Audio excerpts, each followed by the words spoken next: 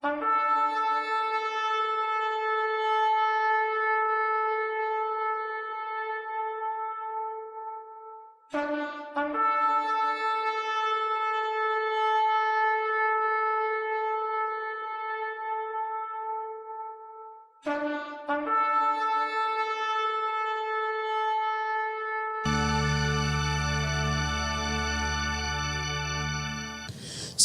let us sing unto the Lord. Let us clap our hands.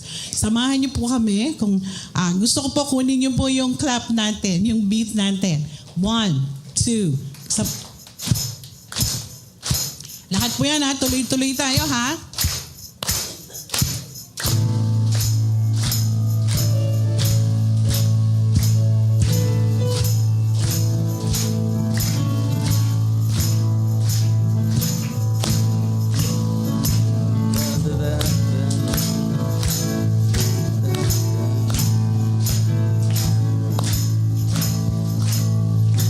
Blessing and honor, glory and power be unto the Ancient of Days. From every nation, all of creation, bow before the Ancient of Days. Every tongue in heaven and earth shall declare your glory. Every knee shall bow at your throne. In worship you will be exalted, O God, and your kingdom shall not pass away, O Ancient of Days. Blessing, blessing and honor, glory and power come before the Ancient of Days. From every nation, all of creation, bow before the Ancient of Days. Every tongue in heaven and earth shall declare your glory. Every knee shall bow at your throne. In worship you will be exalted, O God, and your kingdom shall not pass away, O Ancient of Days.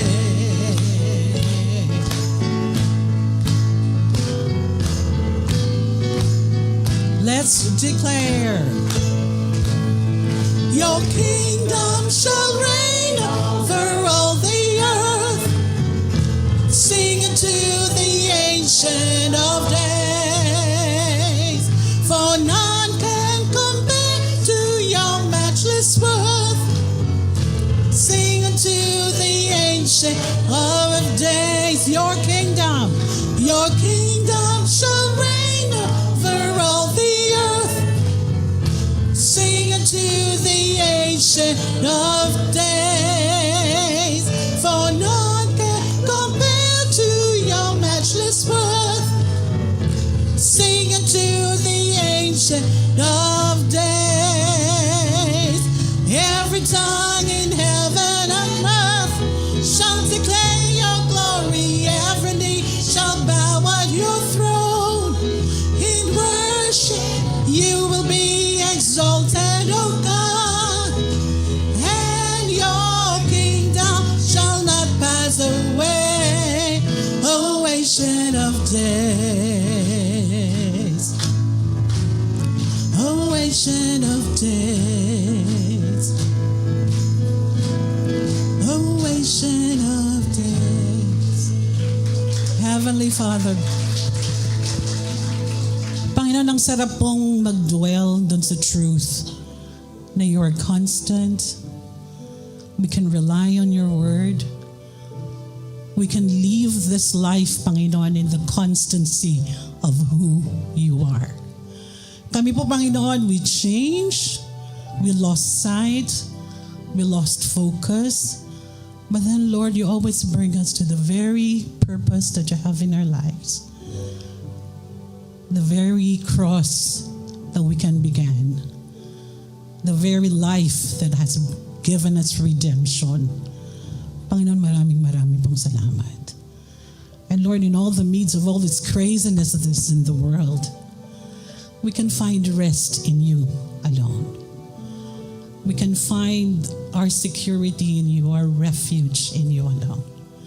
So Father God, here we are before you, bowing in worship, thanking you for who you are. Because we know, Lord, you are always true. You are an ancient of day, and you will always walk with us each step of the way until we see you face to face. Lord, that is our goal. That is our purpose. We will continue to lift you up and worship you.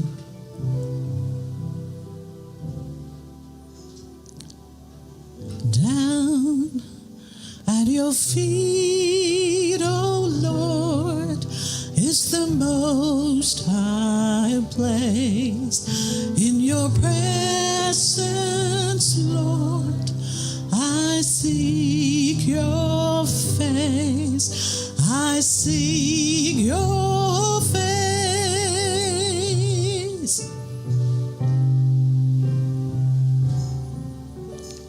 Down at your feet, oh Lord, is the most high place. In your presence, Lord, I seek your face. I seek your face. There is no higher calling, no greater honor than to bow and kneel before your throne. I'm amazed at your glory and praised by your mercy, oh Lord. I live to worship you. Lord, you are holy. Down at your feet, oh Lord, it's the most high place. In your presence, Lord, I seek your face. I seek your face. There is no higher calling. There is no higher calling, no greater honor than to bow and kneel before your throne. Oh Lord, we're amazed at your glory and praised by your mercy. Oh Lord, I live to worship you.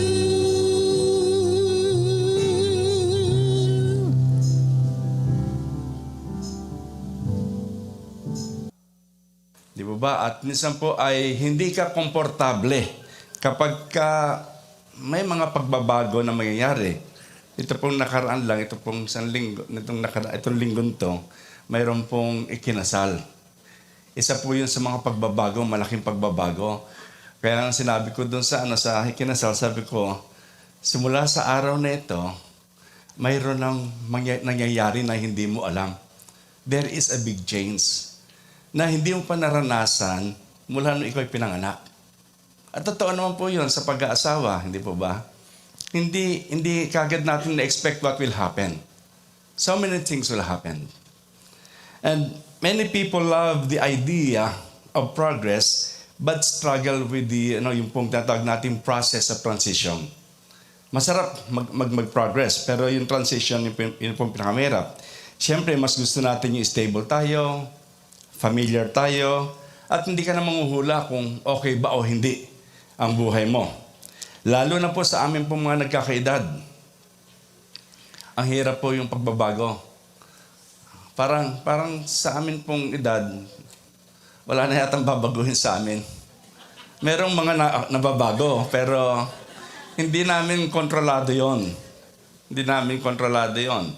Pero marami pong mga pagbabago na minsan, tama na kami rito. Ano po? Gayunpaman, mula po sa Genesis hanggang Revelation, makikita natin that God often works through change to accomplish His purpose. Simula po yun noon at yun po binigyan pansin din nung nakaraan. Talagang nandun yung gawa ng Panginoon sa mga pagbabago hanggang sa ma-accomplish yung kanyang purpose. Hindi lamang po ito sa pang-sanlibutan. Ito rin po ay pang-individual na ginagawa ng Diyos. I want to begin our study with a statement from Charles Swindoll. At ito po sabi niya, "Change threatens our comfort, interrupts our routines, challenges our priorities, and introduces anxiety." Totoo naman po, di ba ba? Nag-threat niya yung ating pong comfort, yung interrupts, at saka ni-interrupt niya, at saka yung routines natin, binabago yung mga priorities natin, at ang nakakatindi dyan, yung stress na inaabot natin. Sa Acts chapter 3, verses 1 to 4, ito po ay isang mahalagang bahaging the history of the church. Yung bibigyan pansin natin ngayon.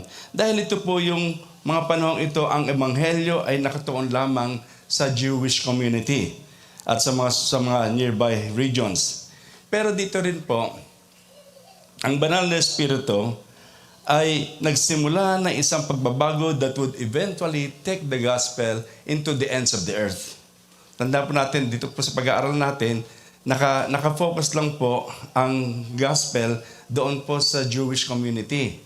Pero dito po sa Acts chapter 13, magsisimula na po dito yung panibagong paghahayag ng salita ng Diyos, hindi lang sa Jewish community, kundi pati na rin po sa mga Gentiles.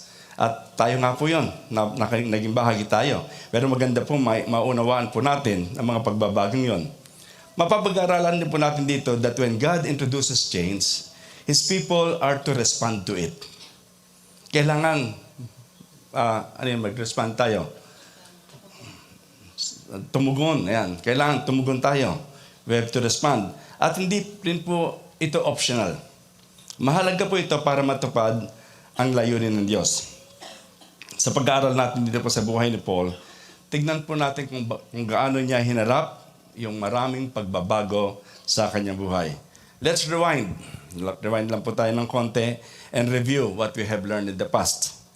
Sa Acts chapter 9, lagi natin binabalikan yung Acts chapter 9. When we talk about Paul, hindi natin kakalimutan yung Acts chapter 9. Ito po yung conversion. Conversion po yan. Habang papunta si Paul sa Damascus para usigin yung mga Kristiyano, may liwanag na tumama sa kanya mula sa langit. So this is the time ng conversion po ni Paul. And then, to make the story short, conversion, wala doon na.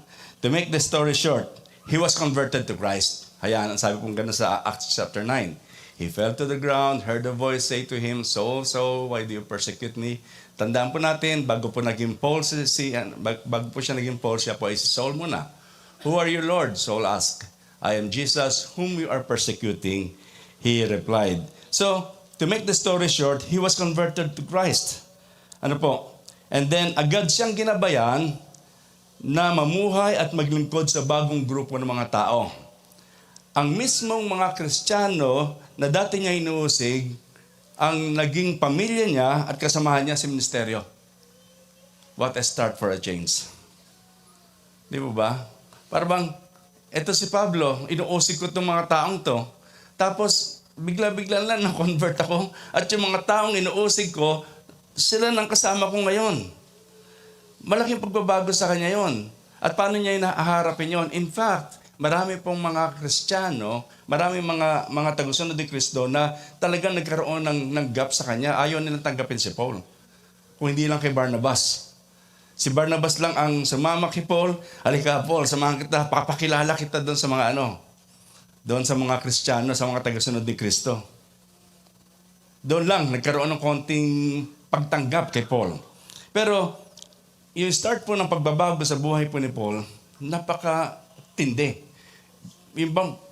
Ito yung mga papatayin ko, ngayon kasama ko na sa pagmi-minister. And then, Saul went to Arabia, a change in surroundings. Kasi mula po doon, tumakas siya, pumunta muna siya ng Arabia. At sa pagpunta niya po sa Arabia, it is a change of surrounding, it is a change of place, it is a change of lifestyle.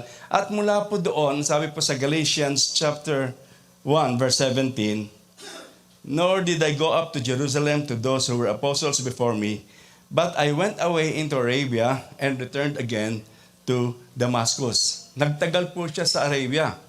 In fact, mga 3 years na nandun siya sa Arabia.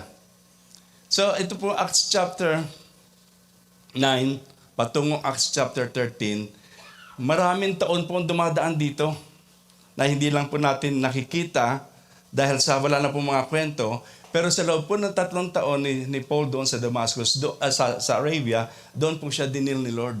Doon siya nagkaroon ng, nag-reflect about God, at doon po siya nagkaroon ng mga visions. Posibleng doon po sa mga panahon yon.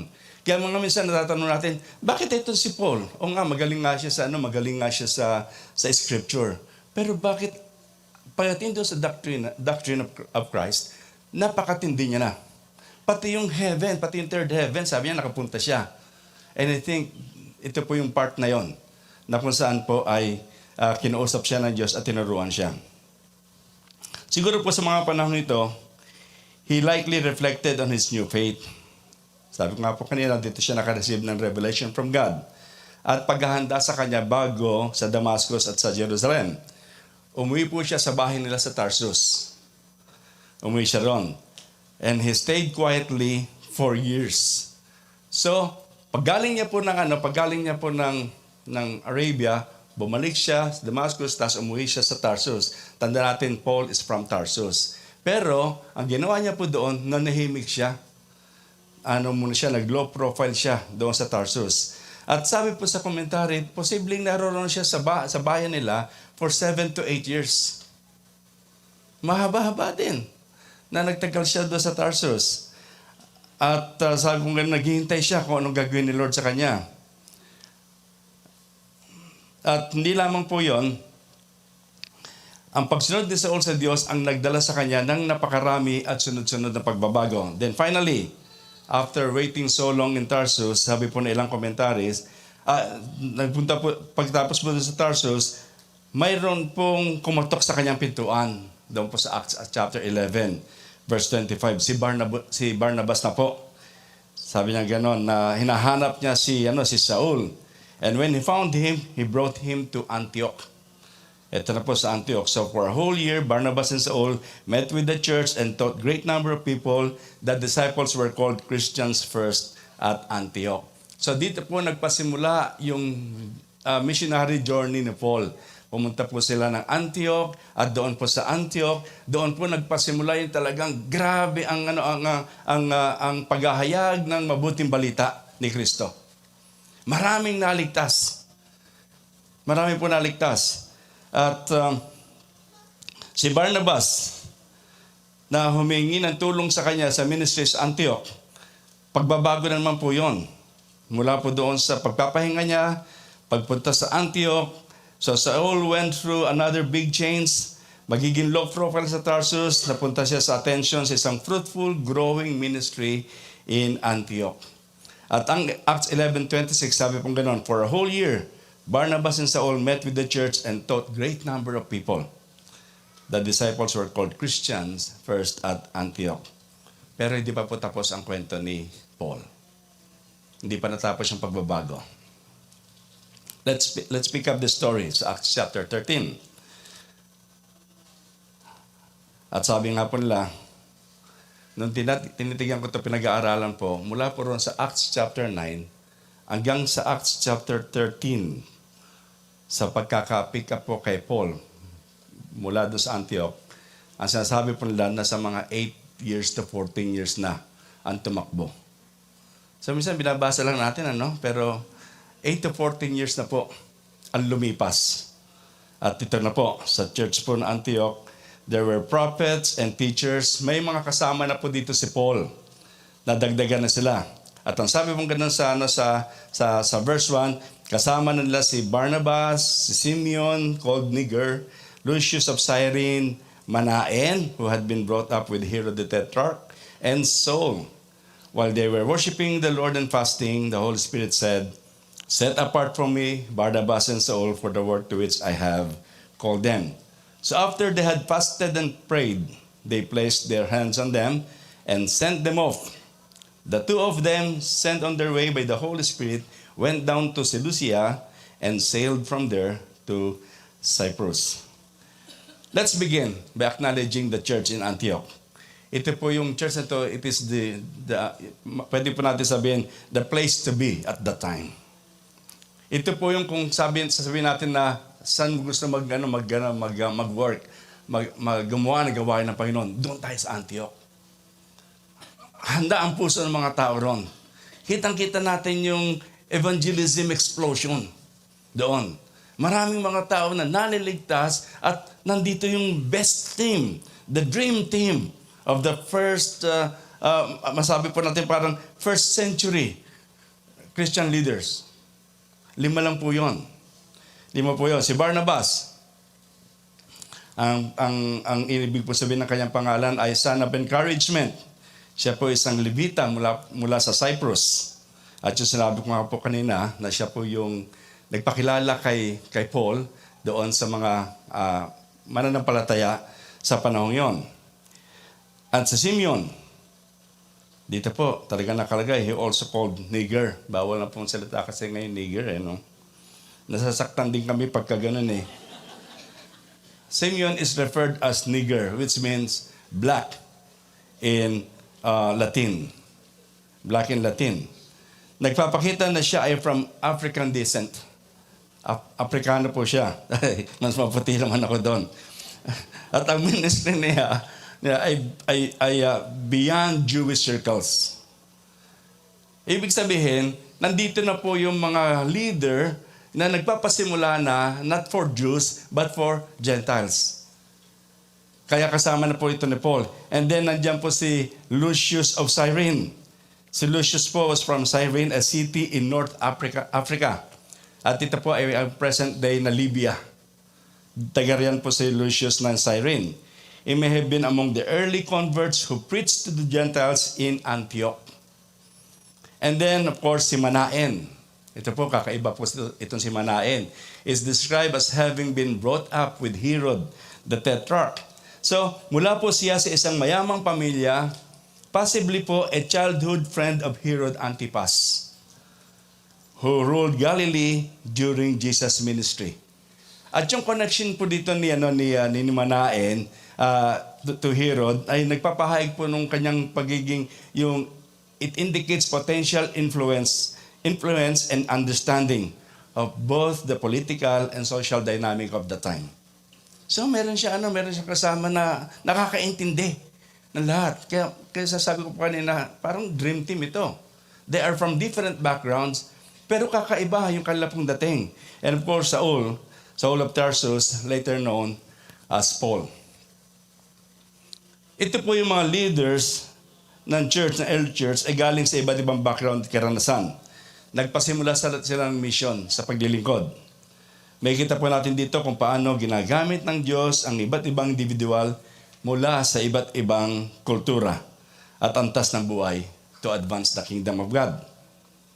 Tinawag po itong 5 ito. Hindi lang sila basta-basta tinawag. They were gifted, they were devoted, and set apart for the Lord's work. At ito po yung talagang kailangan na isang church sa kanyang paglago. Kailangan po yan. Mga tamang leaders na nagtatatag ng matibay na pundasyon. Yun po kailangan natin. We need leaders. And one of the most critical lesson in adjusting to change is discerning where the change is coming from. Saan ba nagagaling ang tunay na pagbabago? Dito po sa binasa natin sa Acts chapter 13, 1-4, malinaw na malinaw po, this mission was initiated, authorized, and directed by the Holy Spirit. Although the church laid hand on Barnabas and Saul, the true sender was God Himself. Di po ba? Ang Diyos mismo. Recognize that change often comes through the Spirit leading. Lagi po yan. Yan ang tunay na pagbabago. Spirit's leading. And the passage begin with a Spirit-led decision, not a human brainstorm. The church is worshiping and fasting when the Spirit speaks. Sana nga kung ang Espiritu ay mangusap sa panahon ng brainstorming. Pero dito po ang Diyos ay nangusap sa panahon ng panalangin at fasting. And many times, sa amin pong mga leaders dito po sa church, we talk about so many things about change. Babaguhin, paano ayusin ito lahat. Tinitignan namin yung mga pangyayari sa paligid. But then, mula po dito, nakita po natin na ang pagbabago dumarating sa panahon ng pananalangin, sa panahon ng fast. While they were worshiping, sabi ganon, the Holy Spirit said, at ipaparaphrase ko lang po ito, okay boys, mag-ready na kayo, panahon na para pumunta kayo sa panibagong lugar for mission. At, sabi niya ganon, kailangan ko si Barnabas at Saul for the work which I have called them. Can you imagine po how some of us might react today? If the Holy Spirit were to announce that some of our leaders or members had to move on. Ano kaya ang sasabihin? Pagka sinabi ni Lord na, okay, Lord, sabi ni Lord, sige, padala na natin si Sep at saka si Jill sa Kyrgyzstan. Sino unang magrereklamo? Yung asawa. Lord, wag naman! Wag naman si Sep. Andiyan naman marami namang binata dyan. Nandiyan naman si Pastor Ron. Di ba? Meron kagad tayong reaction sa mga ganong bagay. At sasabihin natin, Lord, mag-assign na lang kayo ng iba. Kailangan pa namin itong mga kapatid na ito sa e-group. Ngayon pa lang kami nag-aayos, nagtatama. Ngayon pa lang kami, Panginoon, nagpaparami. Marami ng mga churches dyan na magagaling ang leader, sila lang padala mo. Di mo ba? Pero nakakatawa. Nothing like that occurred in Antioch. As soon as they realized it was the Spirit of God who was sending them on, they realized them.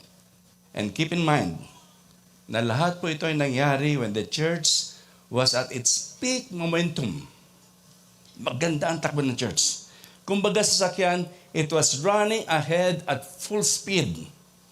Tuloy-tuloy itong umuunlad. Maraming taong lumalapit kay Kristo at nababago ang mga buhay. At tapos doon sa time na yon, na nasa peak momentum ng church, at saka sabihin, kailangan ko itong dalawang ito. Huwag naman, Lord. Dream team namin yan eh. Huwag naman, Lord, mapipilayan kami. Yes, it was at that moment that the Spirit said, it's time for change. It's time for change. Who would have imagined it? Ano po? Dito po kasi wala silang kaalam-alam. Wala kang board meeting na nangyayari pa para ipadala si Barnabas at Saul. But God is full of surprises. Because God sees the future, the big picture, while we focus mainly on the here and now. Nakikita ni Lord yung malaking larawan, malaking mangyayari, pero ang focus lang natin kadalasan, ito lang. Sa harap natin at ngayon. Minsan po, ang Spirit-led na pagbabago may still be uncomfortable. But it's never accidental. Hindi naman i-disrupt ni Lord ang ating buhay na walang dahilan. Ano po ba yung disrupt? Guguluhin. Gagambalain. Hindi naman gagambalain ni Lord ang ating buhay na walang dahilan. Tayo lang lagi nagagambala kasi marami tayong dahilan. But when He initiates change, it is always purposeful, redemptive, and aligned with His greater plan. Kapag siya nagsimula ng pagbabago, ito ay palaging may layunin. redemptive. Meron po siyang itinatama. Meron siyang ibinabalik. Meron siyang iniaayos. Merong pagliligtas. At naka-align ito sa kanyang dakilang layunin. Isa pong susing katotohanan, ni key truth. Not every change is convenient. But every spirit-directed change is meaningful. Amen po ba? Hindi lahat ng pagbabago ay madaling tanggapin. Pero lahat ng pagbabago na mula sa banal na espiritu ay may kahulugan. Kung hahayaan natin ating sarili na ayaw ng patinag sa paggabay at gawain ng Diyos, baka hindi na tayo maging kapaki-pakinabang sa Kanya at sa Kanyang mga layunin. Consider po natin ang GPS system. Minsan po, nagre-reroute yan. Kakaiba doon sa mga nakasanayan mo ng daanan. Sasabihin ng GPS, calculating to new route to avoid traffic. You're on a faster road. Faster road, pero traffic ka pa rin. Calculating. Sasabihin niya gano'n. Minsan, mafe-feel natin na uneasy or even frustrated kasi lilipat tayo na ibang daan. But the rerouting happens because of traffic. Siguro po may baha or may better path ahead. Ganun din po when the Holy Spirit redirects our lives. He sees what we cannot see. Ano lang ba ang difference itong GPS at nito po ng paggabay ng Holy Spirit? Alam niyo po, ang GPS, sasabihin niya gano'n, recalculating route, you missed your turn, make a U-turn, make a U-turn, make a U-turn, recalculating, paulit-ulit yun, gano'n. Minsan nga, ayoko nang pakinggan si make a U-turn eh. Mabuti na lang meron po ako isang GPS sa katabi ko, yung apps na diyan ka lang naman ka nang umikot. Ang Holy Spirit po, itong sasabi ng Holy Spirit, when we make mistakes sa ating pong mga daanan, don't worry about the misturn. Just keep your heart open and I'll guide you back to the right path. Yun ang sasabi sa atin ng Banal na Espiritu. No judgment. But keep your heart open. Minsan po, na-miss natin yung turn na yon. Minsan na-miss natin yung opportunity for change. But let us keep our hearts open because God will guide us doon pa rin sa gusto niya mangyari para sa atin. In essence po, while GPS gets frustrated with wrong turns at nagbibigay po ng strict commands, sabi ko nga po, ang Holy Spirit offer gentle reminder, encouragement, always ready to redirect without judgment. Marami na pong dumating na changes sa buhay natin. Mula sa pagiging estudyante, nag-asawa, nagkapamilya, nagtrabaho, nanirahan sa ibang bansa, nagbago ng ministry, at sabi ko nga kanina, and sometimes, nagbago ng church. People move or change for so many reasons. Sa church po, gusto ko lang pundaanan ng konti ito. People move or change church, may mga dahilan. Growth, gusto lumago. Healing, nagpapagaling.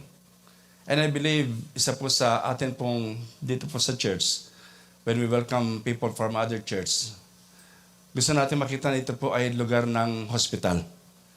Hindi po ito lugar ng museum para sa mga dakilang leader. It is an infirmary. Para po mapagaling. May mga dahilan din po ng obedience, pagsunod sa Diyos. Job assignment, na iba na po ng lugar. Doctrinal differences. Lack of connection. Dissatisfaction or itinuloy na lang yung pagiging inactive at nawala na ng interest na umattend. Pero gusto ko sabihin sa inyo, but leaving the church or the church building does not mean leaving God. Hindi dahil sa umalis, inuwanan na rin ng Diyos. Hindi po. The early church moved house to house, city to city, region to region, Mayroon silang pagmamahalan bilang pamilya, walang nagmamay-ari, walang nagkokontrol. Pero sama-sama sila. Nagtutulungan sila at nagkakaisa at pinapanatili nila ang kanilang totoong relasyon nang walang pagmamanipula sa isa't isa. They move from place to place. And here's the truth, na minsan po sa amin po mga leaders ay ayaw namin minsan harapin. Some people are not leaving us. They are obeying God. Sumusunod sila kung ano naisip ng Diyos. At kailangan pong lagi na i-check yung, kahit na po yung aking attitude when someone leave the church. Sa totoo lang po, love does not expire when someone changes churches. Hindi pa rin dapat mawala ang pagmamahal natin sa kanila. Now, I want to suggest a few ways for us to keep our hearts ready for change. Una po, first of all, to keep our heart ready for change, we must not remove any possibility from God. Huwag nating alisin yun lahat ng possibility. Yung pong biblical concept of possibility, nakaukit po yun sa kalikasan ng Diyos bilang siya ay sovereign at siya po ay omnipotent God. Pagka sinabi natin God is omnipotent, God is sovereign, yung possibility, nakaukit po yun sa kalikasan niya, sa kanyang nature. Lahat pwede. Lahat po pwede. At kahit na minsan ay mukhang hindi mababagong sitwasyon, by prayer, by faith, and aligning to God's will, laging may posibilidad na kaya niya itong baguhin. Siya po ang nag-o-orchestrate ng mga pangyayari sa ating kapaligiran ayon sa kanyang plano at kalooban. Minsan lang po, ang hirap lang po nating makita how the Lord will work, lalo na po kapag may problema at may pagbabagong parating. Naalala ko po nito pong nakaraang linggo. Nag-speak po kami ni Beth sa isang church na maedad na rin yung church. 117 years na po. Kaibigan din po ng Pastor Willie ito. At malaki-laking church, over 1,000 po ang member nila. At nung time na yun, nag-uusap kami ng mga elders, ng pastor, nabanggit po nila sa amin na meron pong project on government doon sa lugar nila, a flood control project. At yung flood control project na yun, dadaanan po yung kanilang building. Ang laki na po ng building nila eh. Ang laki. Malaki. Malaki yung building nila. At saka may school pa. May school pa. Dadaanan po yon. At ang sabi po sa flood control, 100 meters daw ang madadali mula doon sa existing na ilog. And they were praying. Malaking pagbabago. At habang nandun po kami at nag-worship, tinitignan ko, na-emote po ako ng konti. Sabi ko, Lord, anong gagawin mo dito sa church? Ay, hirap yata nun. 25 years na sila doon. And the church is 117 years. And yet, makikita mo doon sa mga tao, yung pong kanilang faithfulness, strong pa rin sila. Lagi pong naroroon yung pag-asa. At naroroon lagi yung kanilang, yung iniisip lang, merong gagawin si Lord. At ito po yung isang malaking example ng pagbabago. Mababago, imagine. The whole building. Pero nabanggit po nila, pero sinabi ko nga pong gano'n, if God permit this thing, if it is God's plan, at ito po yung kanyang nilalayon, lagi siyang may sorpresa. Lagi po may sorpresa. Mga kapatid, may mga pagbabago bang parating sa buhay niyo? Lagi may sorpresa si Lord. God is alive and active, and He loves to surprise His people. His people with new directions for His work. At kailan po, we must stay open to whatever it is God may call us to do. Bukas po tayo, mga kapatid. Lalo na po sa mga pagbabago natin. We will be on our 50th anniversary. At mula po doon, we want to see some big changes sa atin pong pananatili sa paglilingkod po sa Panginoon. Huwag natin sabihin, huwag dumating sa ating isip yung, I'm never doing that ministry. Ayoko po ng teaching. Huwag natin sasabihin kagad, huwag tayo magsalita ng tapos. Ayoko ng evangelism. Ayoko ng growth class teacher. Ayoko na ito, ayoko, you name it. But if God calls any of us to be involved in a ministry, then we must obey. Mga kabataan, magpatuloy kayo at handa ninyo inyong sarili doon sa mas matinding gawain na ipagkakatiwala sa inyo ng Panginoon. Gayun din ang ating po mga professional na mga adults. Mga matatanda, magmasid tayo kung anong gagawin ni Lord. Magmamasid na lang. Magpatuloy tayo sa kalakasan ni Lord sa atin. Kaya wag tayo masyadong kumapit sa ating mga plano. Baka nagsasara tayo ng pintuan that God wants to open. At nililimitahan natin yung pagkilos niya sa atin. Huwag tayo magkaroon ng risk of closing the door. Huwag natin isara ang pintuan. Baka naman nami-miss natin yung opportunity ni Lord. Na gusto niyang buksan ang pintuan ito, pero tayo, nakasarado na tayo sa plano natin. Ito ng plano ko, Lord. Hindi na ako willing pa mabago. Ito na talaga. Ano po? If God reveals a different path, kumilos tayo na may pagtitiwala dahil alam natin na siya ay mabuti at tapat. Nagagabay sa ating mga pagbabago sa buhay natin. Naalala ko po yung time na kami po ni Beth ay nag-apply po sa New Zealand as a family. Dahil gusto rin namin magkonting pagbabago sa ministry. Bata-bata pa po yung mga anak namin. At nung nag-apply po kami, mga ilang buwan dumating po yung sulat sa amin. At sabi ko, interviewin na kami, family. Tuwan-tuwa kami, sabi namin, salamat, baka matuloy na tayo sa New Zealand. Since nagkaroon na kami ng mga kaibigan doon, at gusto namin ng New Zealand, actually. Pero nung pong time na yon, nung gabi na yon, sabi ko sa mga tao, matulog na kayo, bukas, alis tayo, pupunta tayo sa New Zealand Embassy. The next morning, ito pong istorya. Pagising po namin, o gisingin na yung mga bata, lahat po may lagnat. 4. At hindi lang basta lagnat, mataas ang lagnat nila. Mataas. Nagkatingin na kami ni Beth. Sabi ko, napurdoy na yung plano natin. Hindi kalooban ni Lord. At simula na, hindi na kami nag-attempt. Hindi kalooban. Ganun po lagi. God must orchestrate His plan for us. Hindi tayo mag-orchestrate ng plan for the Lord. May mga kaibigan kami. Pupunta na Amerika. Sorry po, I don't know about your situation. Pero since we're talking about God orchestrating plan, may mga kaibigan kami na pupunta na ibang bansa, pero dadayain yung kanilang bank account.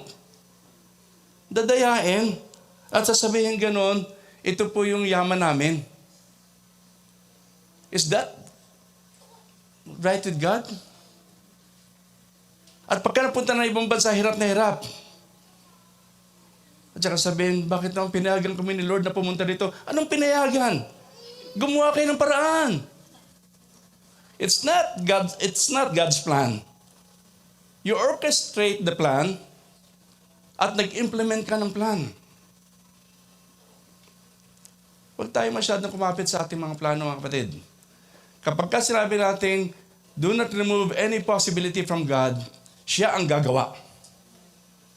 Natutuwa po ako doon sa bagamat di ko na ipaalam ito, kay Desai at saka kay Makmak.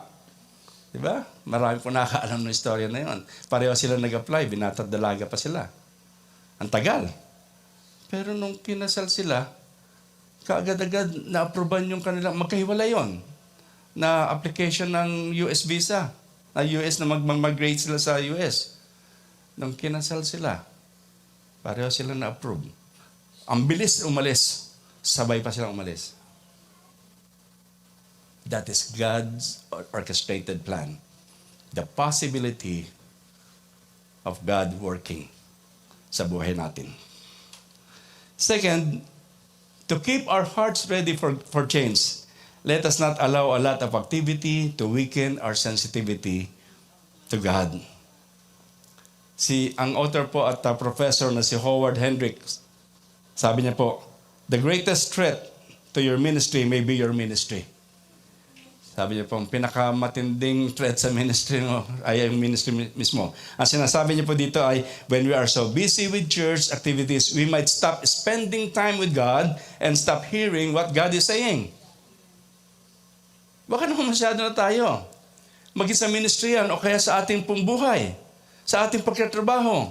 Masyado tayong focus doon sa ating career. Masyado tayong focus doon sa personal development. Masyado tayong focus doon sa mga gusto nating ma-attain. Bago pa man ako dumating sa ganitong age, we may not be hearing what God is saying. Nagsara na tayo. Maraming gawain ang maaring magmukhang may paglago. Ngunit kung ito ay pumipigil sa panalangin, pag-aaral at pakikinig, baka mamiss natin ang gusto sabihin ni Lord. Inahangad natin ang pagbabago hindi lang para may mabago, kundi para sa katapatan at pagsunod sa gabay ng banal na Espiritu. Ganon din po sa ating mga secular work. Nag-improve. Baka naman po, mamiss natin yung totoong leading ni Lord sa atin. Gusto po natin maging handa sa pagbabago sa pamagitan ng pagpapanatiling bukas ang ating puso at pandinig sa Kanya. Ito po mga tao na ito sa Antioch, including Saul and Barnabas, didn't let that happen. Imagine binanggit ko po kanina, yung peak of momentum nila. Marami na silang ginagawa. Excited na sila. Pero never na dumating sa kanila yung hindi na marinig ang tinig ni Lord. Para sa akin, kung ako po ay naroroon sa ganung sitwasyon, ito ng kalooban ni Lord, ano pang pakikinggan ko? Ginagawa ko ng kalooban niya, ginagawa ko na, ito na yan, dinadala niya. Dami yan dinadala ng mga tao para maligtas.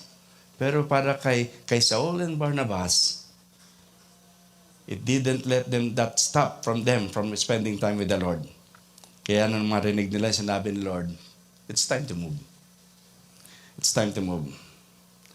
Third, at bandang huli na po, to keep our heart ready for change, we must let God be God. Pabayaan natin ang Diyos ay maging Diyos. Ang sabi po ni Lord, separate me, Barnabas and Saul, for the work whereunto I have called them. God is in charge of the plans, people, and places. In this case, kinuha po ni Lord yung dalawa and leave 3 of the leaders. That was His prerogative. Plano niya yun. Pwede niyang piliin yung 5 o 4 at isa lang itira. Pero yun ang ginawa ni Lord. Yun ang kanyang calling. May plano ang Diyos at may dahilan siya sa pagpili kung sino ang pipiliin niya. Our sovereign God does as He pleases, and when His will is clear, then our response is to obey. Mga kapatid, sa pinakamalalim na pagsubok sa ating pananampalataya ay hindi kung gaano tayo kagaling magplano, kundi yung how honestly we let God be God. We want to be faithful, pero kailangan nating labanan ng tukso na kontrolin ang bawat kaganapan or orchestrating every outcome. At tapos sasabihin natin, si Lord ang may gawa. Let's be honest. Marami sa ating ginagawa ay sarili lang natin. Malibang si Lord ay pumagitna, maglagay ng hadlang, maglagay ng harang, at saka sabihin natin, hindi ito kalooban ni Lord. At saka lang tayo magigising. Letting God be God means His wisdom may lead us to the paths we wouldn't have chosen. Timing we would not have demanded. And surprises we would not have anticipated. Ang wisdom niya ay maaaring magdala sa atin sa mga landas na hindi natin pinili.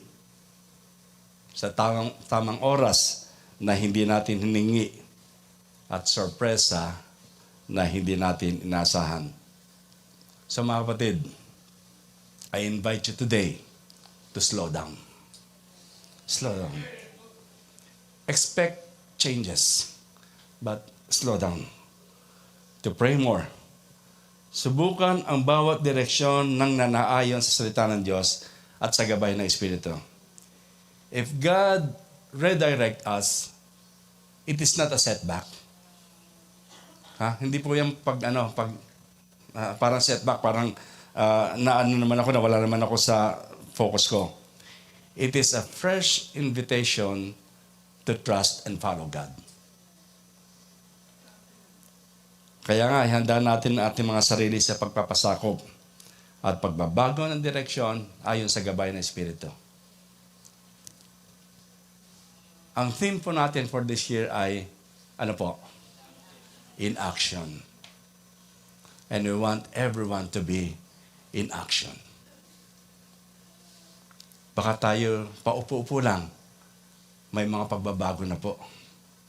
Tatayo tayo at pagagamit sa kalooban ng Diyos for His glory and for this church. Pagpalain po tayo ng Panginoon. Amen. Manalangin po muna sa sandali. Panginoon, salamat po na marami sa biyaya mo. Alam po namin, Panginoon, minsan talagang hindi namin maunawaan mga pagbabago na darating sa aming pong buhay. At minsan yung mga pagbabago talaga ay matindi. Kahit na po yung loss ng loved ones, pag-aasawa, paglilipat ng tahanan, paglilipat sa ibang lugar, pagtatrabaho sa ibang lugar, mga pagbabago, Panginoon. Pero salamat po. Kasi alam namin yung dakilang Diyos na kung may mga pagbabago man na directed ng Holy Spirit, it is meaningful. May kahulugan, may layunin, may redemption. At higit sa lahat, naka-align doon sa kalooban mo at sa nais mo. Kaya nga po, Panginoon, ngayong umaga, ang dalangin po namin, patuloy mo po kami sakupin. Sakupin mo po, Panginoon, ang aming pong plano. Sakupin mo, Panginoon, ang aming pong mga pag-iisip. Kahit na po yung mga desires and dreams meron kami. Yung mga ninanais namin, Lord, sakupin mo po yun, Panginoon. So that it will be aligned according to the very purpose you have for our lives, for this church, and for our community. Salamat po na marami. Sa iyo po lahat ng kapurihan. In Jesus' name, Amen. Amen.